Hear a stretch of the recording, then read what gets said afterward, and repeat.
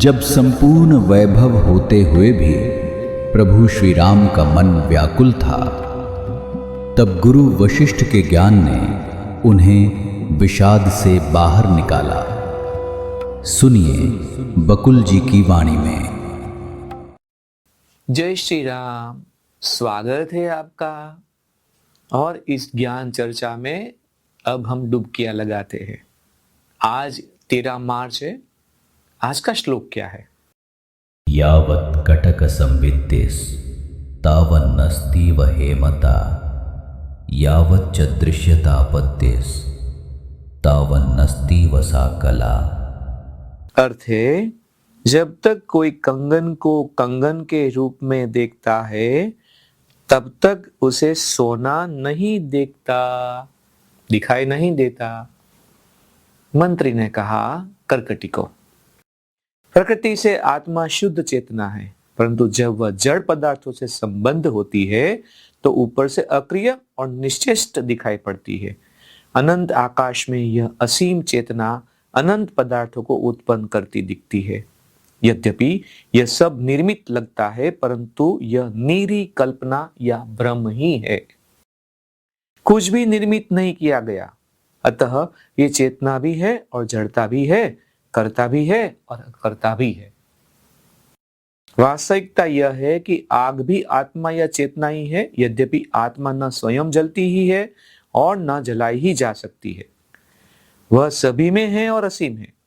वह शाश्वत प्रकाश ही है जो सूर्य, चंद्र और आग को प्रकाशित करता है, परंतु उनसे है अलग। वह तब भी चमकता है जब सूरज सांझ डूब जाते हैं या आग बुझ जाती है। वह सभी के अंदर है और अंदर से ही प्रकाशित करता है। वही एक ज्ञान है जो पेड़ों, पौधों, लताओं में विद्यमान है और उन्हें सुरक्षा प्रदान करता है। सामान्य दृष्टि से आत्मा या असीम चेतना सृष्टि करती है, रक्षा करने वाली है और स्वामिनी है, परंतु परम तत्व की दृष्टि से वह सबकी आत्मा है और उसकी कोई सीमित भूमिका नहीं होती। कोई ऐसा संसार नहीं जो आत्मा से स्वतंत्र हो। अतः पर्वत पारमाणविक यानी कि परमाणु रूप आत्मा है। उसमें भी क्षणिक कल्पनाएं भी उत्पन्न होती है और युगीन कल्पनाएं भी, एकदम क्षणिक और युगीन, दीर्घकालीन। ये सभी कल्पनाएं ठीक उसी प्रकार समय के पैमानों पर वास्तविक भी लगती है, जिस प्रकार स्वप्न के समय पदार्थ वास्तविक प्रतीत होते। जब स्वप्न में होते तो हमें वास्तविक लगता है वो। उसमें भी क्षणिक कल्पनाएं भी उत्पन्न होती है और योगिन कल्पनाएं भी। ये सभी कल्पनाएं ठीक उसी प्रकार समय के पैमाने पर वास्तविक भी लगती है और जिस प्रकार स्वप्न के समय पदार्थ वास्तविक प्रतीत होते।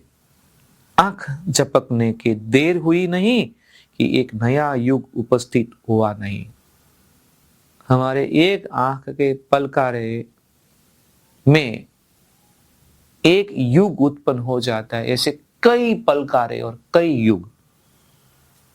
छोटे से शीशे में पूरा शहर दिखाई देता है ना, कुछ ऐसा ही होता है। कैसे दृढ़ता पूर्वक कहा जा सकता है कि वास्तविकता द्वैत है या अद्वैत? यह परमाणविक आत्मा या असीम चेतना स्वयं ही कभी क्षण या युग प्रतीत होती है, कभी पास और कभी दूर दिखाई देती है। कुछ भी उससे अलग नहीं।